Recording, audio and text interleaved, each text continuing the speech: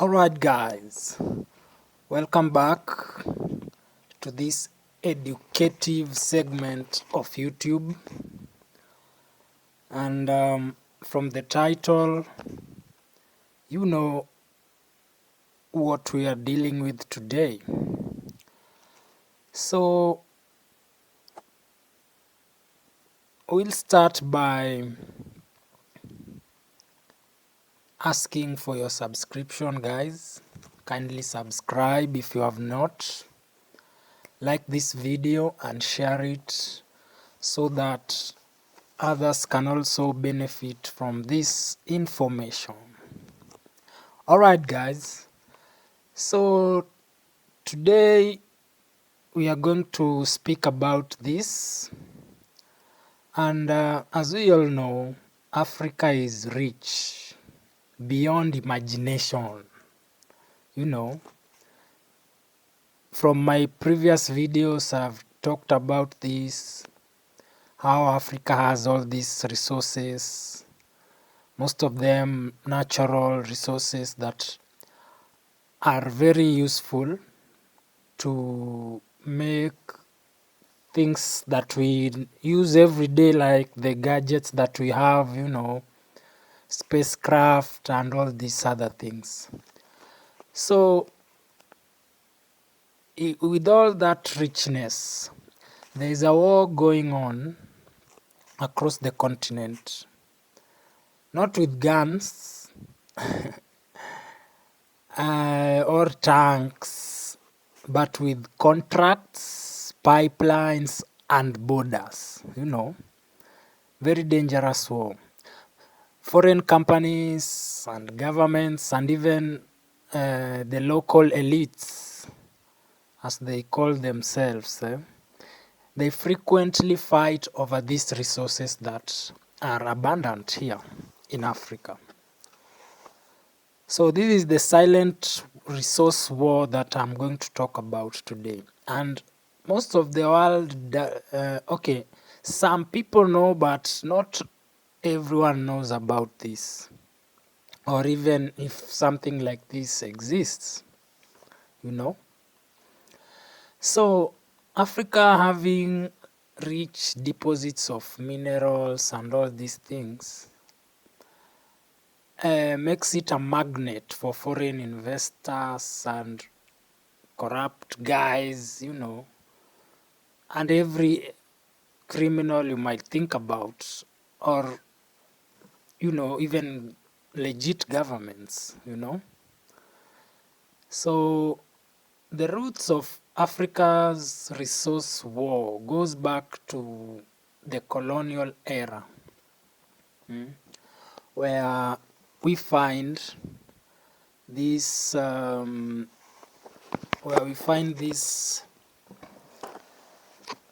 European powers, the European powers carving territories which are rich in resources and making these borders, So colonial companies exploited minerals and exported them overseas, leaving the local economies very underdeveloped. I have talked about this many times, Even today, this colonial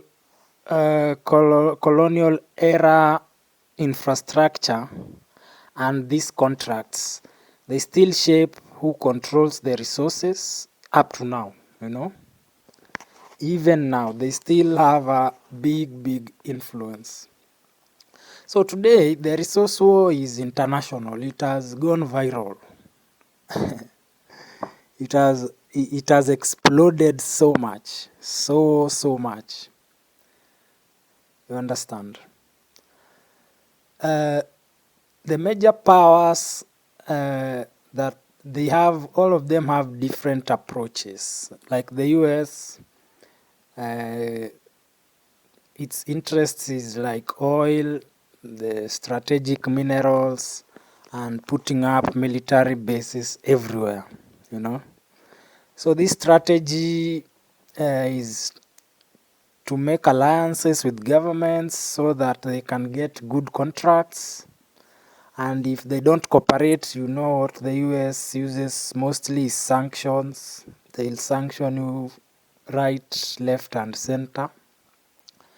The Chinese normally have interest in like raw materials and trade networks, you know, and their strategy is like giving loans and deals that are resource based, resource backed, and constructing new things like railways and everything, right? Europeans, on the other hand, they want like markets for their products and investment opportunities. And the strategy they use mostly is through regulations, you know, diplomacy and development aid. So these global players, they rarely fight openly. You cannot find them like fighting openly. And they use these contracts, debt, and this diplomatic kind of approach instead of using soldiers on the ground, you know. So the war is silent, but it is very deadly. It is very deadly. Local communities often lose land to mining and oil projects.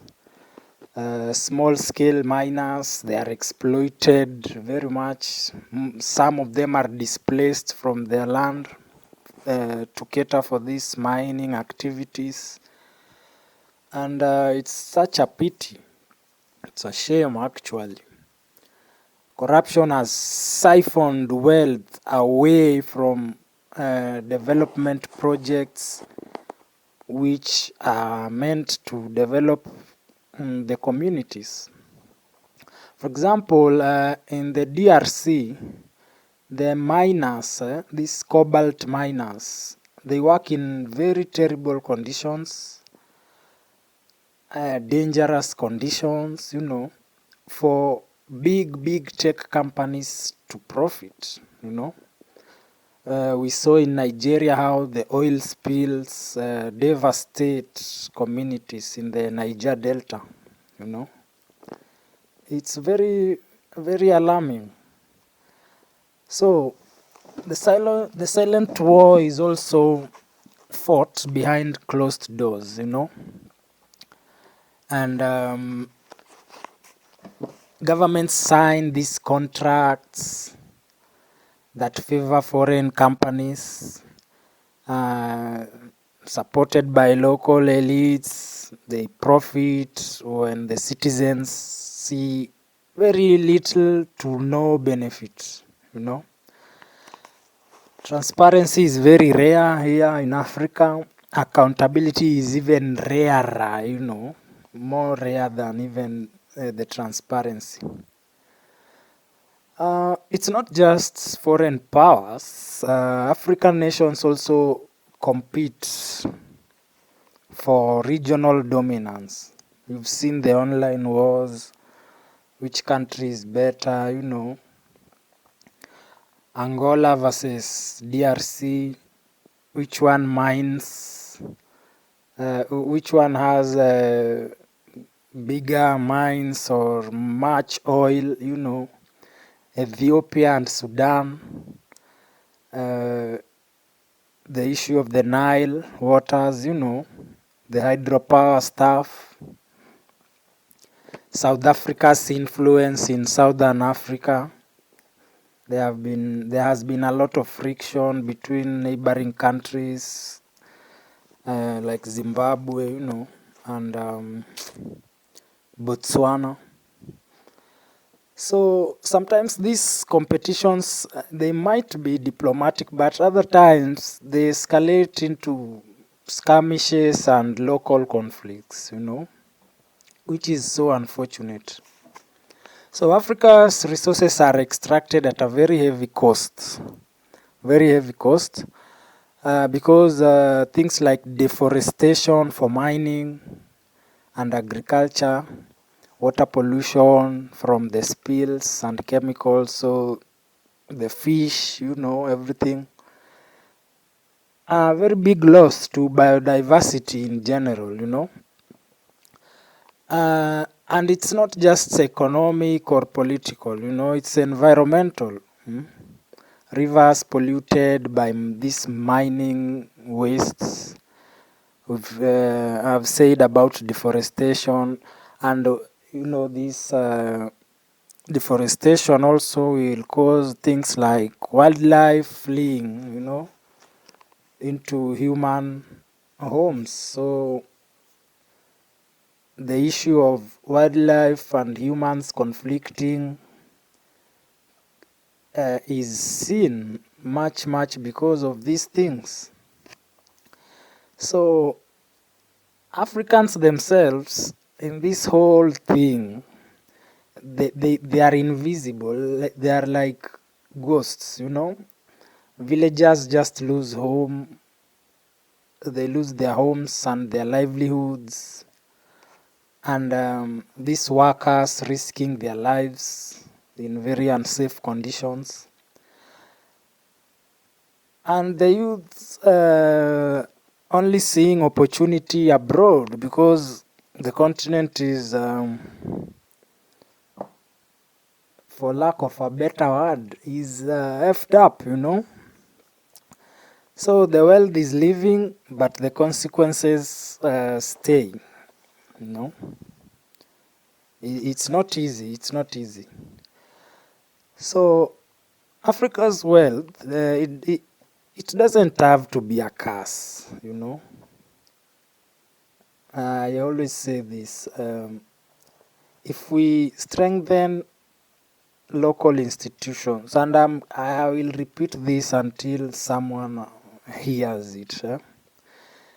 Increase our transparency in the deals that we do.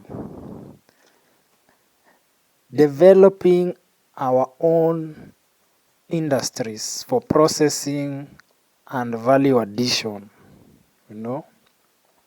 investing in education. These points I've repeated them like I don't know how many times. But if we do that, our wealth will stop being a curse and it will start bearing fruits. We will see more youth in the tech hubs and in the factories processing the minerals. We'll see our youth, signing deals that are transparent when they come to leadership positions and all these good things. So Africa being rich, but contested in terms of wealth, the silent resource war is not over. It is always visible in certain lenses. It is fought in boardrooms and in these secret places. So the question for this video will be: will Africa finally benefit from its own riches one day?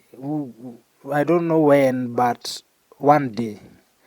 Will Africa benefit from its own riches, or will the silent war continue for many generations that are coming? I don't know how to frame that question any better, but that is my main question. So guys, thank you for watching this video, and I hope things will get better with time. So I'll see you on the next one.